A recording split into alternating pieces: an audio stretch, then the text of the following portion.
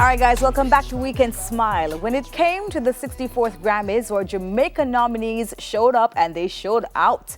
Notably was Jesse Royal's Mustard Threads, designed by Tribe 9's Troy Orain, who joins us now to tell us how he made this connection with the Rich Forever artist and his thought process for the fit. Good morning to you, Troy. Welcome to Weekend Smile. Good morning. Good morning. Thank you for having me. I noticed that even though it's an early morning show, you still come out in your shirt and these things. You know what I mean? Like, we're not going to ignore that. We're not going to ignore it, Troy. I mean, but big things, your design ending up on a red carpet. I mean, how did that connection come about with Jesse Royal that you'd be able to suit him up for this moment? Well, actually, it's funny how this whole thing happened, actually, because Jesse was on his way to the airport, and he stopped by to get to pick up Jason Panton's outfit that I made for him as well, because Jason was also on the red carpet as well. And when Jesse got here, he kind of said that he had an option that he wanted to wear already, but he wanted something else. And I was like, okay, cool. As they left, they called me and said, all right, cool. My flight is delayed by 30 minutes. Is it possible to get something? Because I wanted a second option for the Grammys. And I was like, yes, let's just adjust something real quick. I had made that suit the day before, and we had it sitting there, and it just happened that just fits him perfectly. And we made a few adjustments on the pants as he came back, and that was it. Yeah, that's an interesting story. You know, that's pretty interesting. Yeah. Because Troy, I mean, you've worked with the likes of Beyonce, you've worked on MTV and X Factor, so it's nothing new for you to be working with celebrities. But what was that like seeing your design on the Grammys red carpet? It was a very, very proud moment for me. Like, very, very proud moment.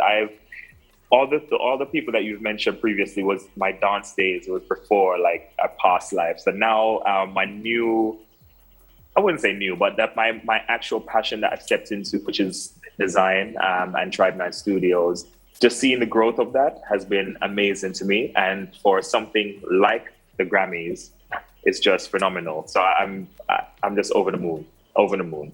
Yeah. Tell us a bit about your career though as a dancer, because you mentioned that just now about, working with Beyonce. And did you dance for Beyonce? Were you dancing in the Beehive? I was dancing, yes. When I was living in London, Beyonce's creative director actually had the same agent as me. And we got called one day to do Sweet Dreams, to perform Sweet Dreams with her at her show in the O2 Arena. So yeah, and then we just started rehearsing from there. And I mean, I've done I've done a lot of things before that, but that was a little moment. It was Troy, you danced on stage with Beyonce for Sweet Dreams? I did. It's my whole past life. But yes, Woo. it happened. Okay, all right. I'm green with envy right now, Troy, Green with envy, but I'm super proud of you. That must have been a moment and a half. But how did you move now from being a dancer to fashion? I mean, I'm sure the inspiration was all around you because Beyonce is a fashionista herself, so how did that happen? Beyonce is literally a small part of the pie. It literally, as I've been going from like dancing to creative direction to designing for years now, probably like 12 plus years. So it's kind of like a gradual shift from the dancing, the performing to the fashion. They all kind of make sense together, but this is now where I've stepped into something that's been calling me for a while, and I just had to kind of just give into it because it's just where I am supposed to live, So kind of transitioning from the dance world to London, went to New York for a bit, and then moved back to Jamaica nearly 6 years ago. And just started the brand. Yeah. So that's the transition, really. That's amazing. As someone who loves fashion as well, I mean, one of the things that excited me while reading up about your brand is where it says, here stripes blend with prints, here biker jackets are embellished with the same prints as kimonos, and here androgyny is embraced. I love it. We make our own rules. Like, I was like, yes. This is my type of brand. So I have to ask you about your vision, though, like your vision for Tribe 9. Let's talk about it. Where do you see it going? Many places. I initially came to Jamaica to actually establish the brand here because for some reason I can really focus in Jamaica. I can work a little bit easier. So it's easier for me to sit down and put pen to paper and start sketching and everything.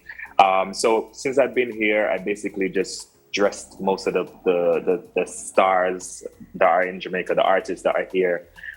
So it's kind of just like that natural progression that's happening.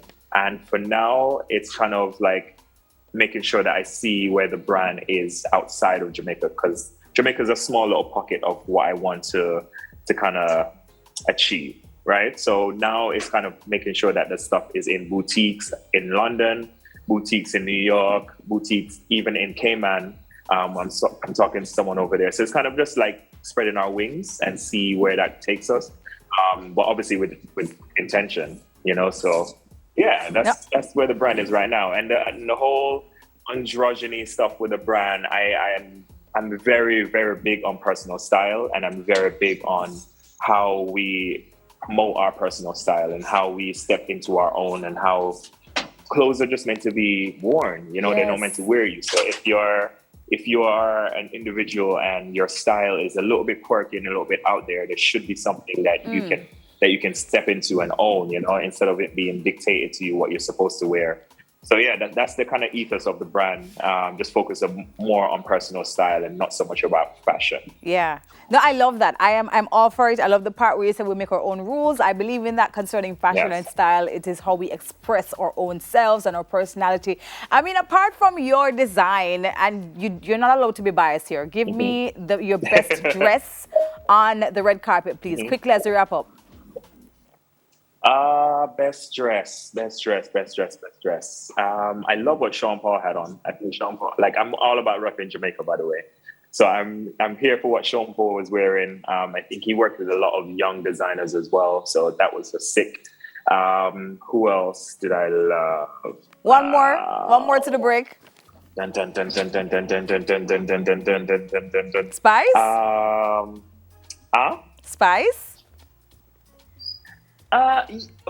Actually, yes. I'm glad that you touched on that. Someone actually sent me Spice's outfit and was just like, Troy, what do you think about this? And I was just like, I'm here for it. Okay. It's such a statement. She arrived there, and oftentimes I see Spice and I'm like, I don't think she steps into her full potential. But this is like, it gave me this was star. It, right? Like, she looked like a star. I think when so too. When she dropped the red thing, I was just like... It was over, Troy. It was done. It was done. That's it. Yeah. And then the hair and the dress color, like everything is worked. You analyze it perfectly. It worked perfectly. Thank you. Thank you so much for joining us, and congratulations on the brand as well. Beautiful stuff happening there. Thanks so much for joining us right here on Weekend Smile. Thank you. CEO and Creative Director of Tribe 9 Studios, Troy Orain, guys. Yep, well, get out the rolling pins. We're making pizza the authentic way on the other side of the break. So don't go anywhere.